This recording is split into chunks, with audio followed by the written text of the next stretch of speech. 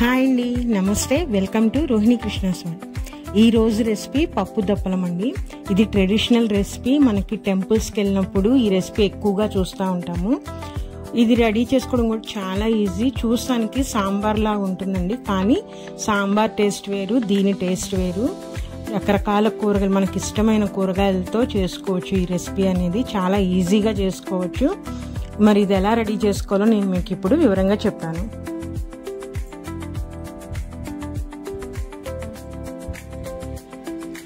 First ఈ recipe కానీ నేను ఒక గ్లాస్ కందిపప్పు తీసుకొని ఉడకబెట్టేసి రెడీగా పెట్టుకున్నానండి. అలానే ఒక చిన్న నిమ్మకాయ సైజ్ అంతా చింతపండు నానబెట్టి పులుసు కూడా తీసి రెడీగా పెట్టుకున్నాను. ఇప్పుడు నేను దీంట్లోకి ఏమేమి కూరగాయలు వేస్తున్నానో చెప్తున్నానండి. ఇక్కడ నేను ములక్కాయ తీసుకున్నాను, టమాటాలు, అలానే కొంచెం కొత్తిమీర, ఉల్లిపాయలు పొడుగ్గా కట్ చేస్తున్నాను, గుమ్మడికాయ ముక్కలు తీసుకున్నానండి, అలానే సొరకాయ తీసుకున్నాను, పచ్చిమిరపకాయలు 4, ఇవి కూడా పొడుగ్గా సన్నగా కట్ చేసుకున్నాను. గుమ్మడికాయలు మటుకి ఈ దప్పలంలో వేసుకుంటే టేస్ట్ చాలా బాగుంటుంది. ట్రై చేయండి. ఒకవేళ దొరకలేదనుకుంటే స్కిప్ చేయండి. ఈ పప్పు దప్పలాన్ని నేను కుక్కర్లో ప్రిపేర్ చేస్తున్నానండి. ఫస్ట్ తీసుకున్న కూరగాయల ముక్కలన్నీ కూడా ఈ కుక్కర్లో వేసేసుకుంటున్నాను. విడిగా కూడా చేసుకోవచ్చు, కానీ కుక్కర్లో అయితే మనకి ఈజీగా చాలా ఫాస్ట్గా రెడీ అయిపోతుంది. ముక్కలు కూడా పర్ఫెక్ట్గా ఉడికిపోతాయి మనకి.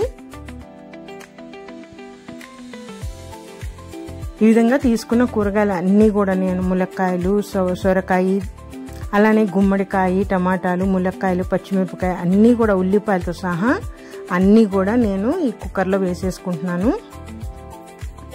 అలాగే ఒక 2 రెబ్బలు కరివేపాకు, అలానే ఒక 2 స్పూన్ల ఉప్పు, అంటే మన టేస్ట్ మళ్ళీ లాస్ట్ అయినా సాల్ట్ చెక్ చేసుకొని వేసుకోవచ్చు. ఇప్పుడు ప్రస్తుతానికి ముక్కలకి సరిపోయేంతగా సాల్ట్, అలానే 1 స్పూన్ పసుపు, ఒక 2 మన స్పైసీ తగ్గట్టు కారం, నేనైతే ఒక 3 స్పూన్ల కారం వేసేసుకుంటున్నాను. వేసేసుకొని ఇందాక పప్పు రెడీ చేసి పెట్టుకున్నాను కదా, ఆ పప్పు వేసేస్తున్నానండి దీంట్లో.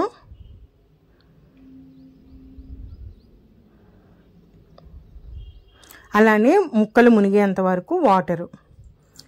నేను పప్పు దప్పలం చేస్తున్నాను కాబట్టి పప్పు వేస్తున్నాను. లేదు పప్పు లేకుండా కూడా మనం ఈ దప్పలం కర్రీ చేసుకొని మళ్ళీ విడిగా ముద్దపప్పు వండుకొని ఆ రెండిటి కాంబినేషన్తో తినాలి. సో నేను 2 కలిపి చేసేస్తున్నాను. ఈ విధంగా ముక్కలు మునిగే వరకు వాటర్ పోసుకొని మనం ఒక్క విజిల్ అండి, చాలా ఎక్కువ విజిల్స్ అవసరం లేదు, ఒక్క విజిల్ వచ్చే వరకు వెయిట్ చేసి లోపల స్టీమ్ మొత్తం పోయే వరకు వెయిట్ చేయాలి. చూసారా, ముక్కలు అనేవి పర్ఫెక్ట్గా ఉడికిపోయినాయి. గుమ్మడికాయ, సొరకాయ ముక్కలు అనేవి కొంచెం లేట్ అయిద్దండి ఉడకడం. ఈ విధంగా కుక్కర్లో అయితే మనకి కరెక్ట్గా ఉడుకుతాయి. అలానే ఇందాక రెడీ చేసి పెట్టుకున్న చింతపండు పులుసు పోసేసాను.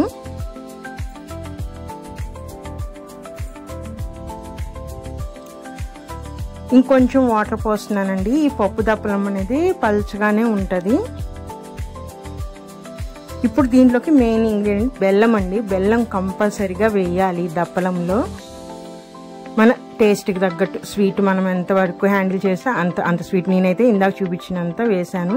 ఇలా వేసేసి ఈ పులుసు బెల్లం కరిగే వరకు ఒక 5 నిమిషాల వరకు బాగా మరిగించాలండి. ఇలా ఒక 5 నిమిషాలు బాగా మరిగించిన తర్వాత అది పక్కకు పెట్టేసి ఇప్పుడు ఈ దప్పలానికి నేను పోపు పెడుతున్నాను. ఒక గిన్నెలో ఒక 4 స్పూన్ల ఆయిల్ తీసుకున్నాను. ఆవాలు, మినపప్పు, ఎండుమిర్చి, అలానే జీలకర్ర, కొంచెం ఇంగువ కూడా వేసుకోండి. టేస్ట్ చాలా బాగుంటుంది. అంటే ఇంగు వేయటం వల్ల స్మెల్ అనేది చాలా బాగుంటుంది. ఇవన్నీ వేయించుకున్న తర్వాత దీంట్లోకి చిన్నుల్లిపాయలండి, చిన్నుల్లిపాయలు కూడా మనం వేసేసుకోవాలి.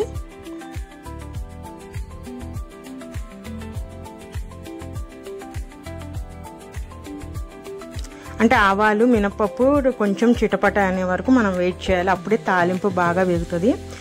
అవి వేగంగానే ఇప్పుడు చితకొట్టుకున్న చిన్నుల్లిపాయలు వేస్తున్నాను, ఒక 5 రెబ్బలు. అలానే ఇంకొంచెం ఉల్లిపాయలు మనం ఇందాక కుక్కర్లో ఉడకబెట్టేటప్పుడు వేసాను, మళ్ళీ ఇక్కడ కూడా వేస్తున్నానండి. అలానే కొంచెం కరివేపాకు, కొత్తిమీర, ఇవన్నీ కూడా వేసుకొని ఉల్లిపాయలు వేగే వరకు మనం తాలింపుని వేయించాలండి.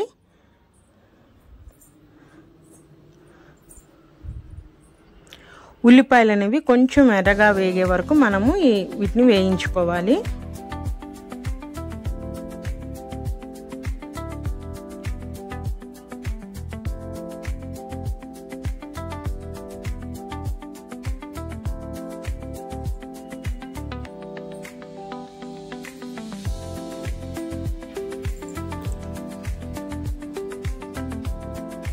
మనం ఎప్పుడైనా టెంపుల్స్కి వెళ్ళినప్పుడు అక్కడ భోజనాలు ఉంటాయి కదండి, అంటే గుడి వాళ్ళ అన్నదానం కానీ లేదంటే స్పెషల్ అకేషన్స్లో కూడా మనకి భోజనం పెడతారు కదా, అలాంటప్పుడు ఈ దప్పలం కంపల్సరీగా ఉంటాయండి టెంపుల్స్లో.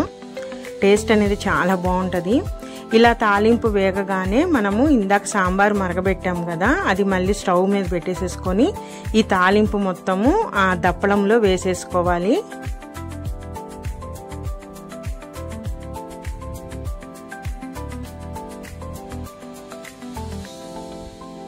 ఇలా తాలింపు అంతా దప్పలంలో వేసేసుకొని ఒక్కసారి ఆ తాలింపు మొత్తం దప్పలంలో కలిసేటట్టు కలిపేసేసుకొని ఒక్క 2 నిమిషాల పాటు మళ్ళీ మరగనిస్తే ఆ తాలింపు ఫ్లేవర్ కూడా మొత్తం దప్పలానికి పడి మనకి దప్పలం అనేది రెడీ అయిపోతుందండి. చూసారా ఎన్ని రకాల కూరగాయ ముక్కలు వేసాము. ఇంకా మీకు ఇష్టమైతే దీంట్లో క్యారెట్ వేసుకోవచ్చు, ముల్లంగి వేసుకోవచ్చు, బీన్స్ కూడా వేసుకోవచ్చు. నేనైతే నా దగ్గర ఇవి అవైలబుల్గా ఉన్నాయి కాబట్టి అవి వేసాను. గుమ్మడికాయ వేయటం మర్చిపోకండి, గుమ్మడికాయ వేస్తే దాని టేస్టే వేరు. చూసారా మనకి పప్పు దప్పలం ఎంత ఈజీగా రెడీ అయిపోయిందో. మీ దగ్గర ఒకవేళ ఉడికించిన పప్పు రెడీగా లేకపోతే ఈ దప్పలం రెడీ చేసేలోపు ముద్దపప్పు రెడీ చేసుకొని ఈ రెండిటి కాంబినేషన్తో రైస్ తింటే చాలా బాగుంటుందండి. ఒకసారి మీరు కూడా ట్రై చేయండి. ఈ పప్పు దప్పలము ఎలా ఉందో నాకు కామెంట్ చేయండి.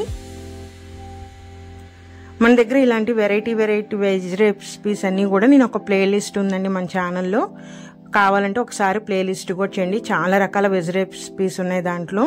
మరి ఇదేనండి ఈరోజు రెసిపీ. అయితే నా రెసిపీస్ కనుక నచ్చితే ప్లీజ్ సబ్స్క్రైబ్ మై ఛానల్, అలానే లైక్ చేయండి, షేర్ చేయండి. మరొక మంచి రెసిపీతో మళ్ళీ కలుస్తాను. ఉంటానండి, బాయ్.